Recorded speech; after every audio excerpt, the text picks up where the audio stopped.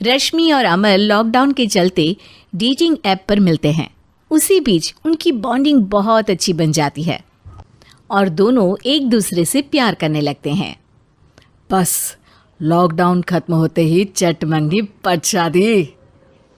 उससे पहले घर में बात तो कर लो। अरे माँ पापा कभी मना नहीं करेंगे। अमर की बात सुन रश्मि खुश हो जाती है।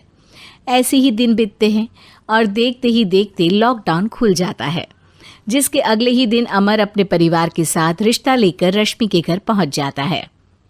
अभी लॉकडाउन खुला ही है और कोरोना तो ख़त्म भी नहीं हुआ, इसलिए ज़्यादा कुछ ना करके अगले कुछ दिनों में छोटे फंक्शन के साथ शादी कर लेते हैं। अमर के पापा की बात पर सब सहमत हो जाते हैं।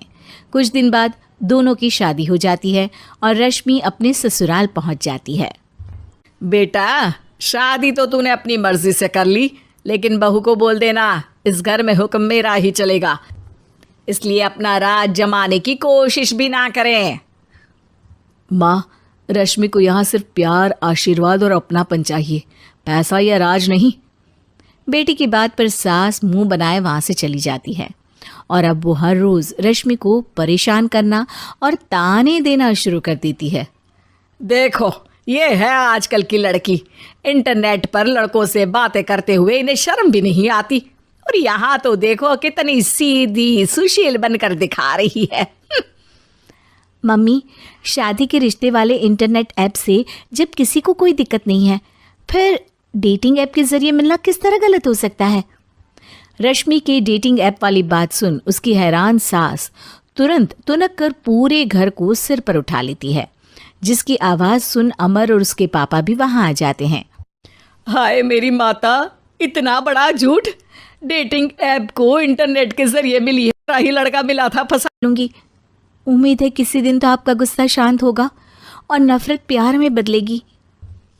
रश्मि की अच्छाई को उसका नाटक समझकर सास गुस्से के 7वें आसमान पर चढ़ जाती है और उसी शाम रश्मि को नीचा दिखाने के लिए अपनी सहेलियों को घर बुलाकर उसकी बुराइयां करने लगती है।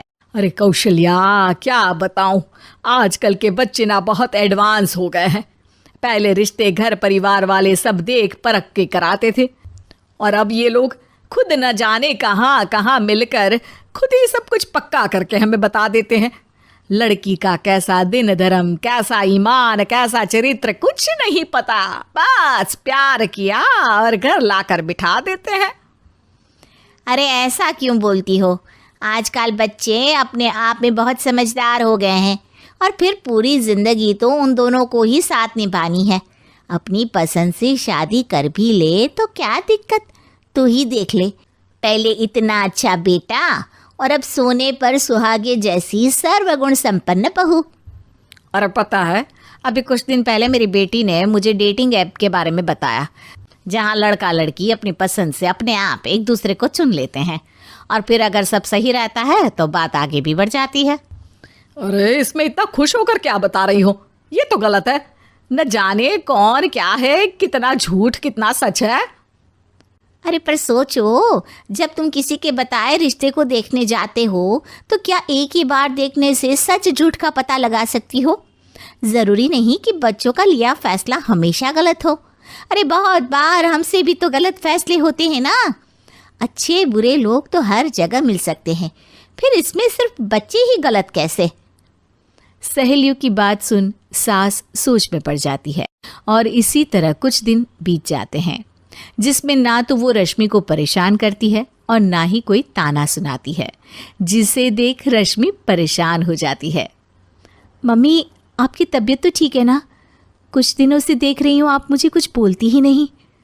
तो मेरा परेशान करना ज्यादा अच्छा लगता है क्या?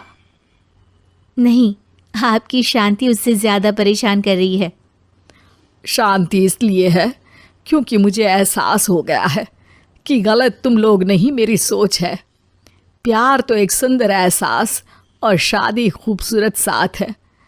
अगर ये साथ सच्चा है तो कहीं तेरी झुकी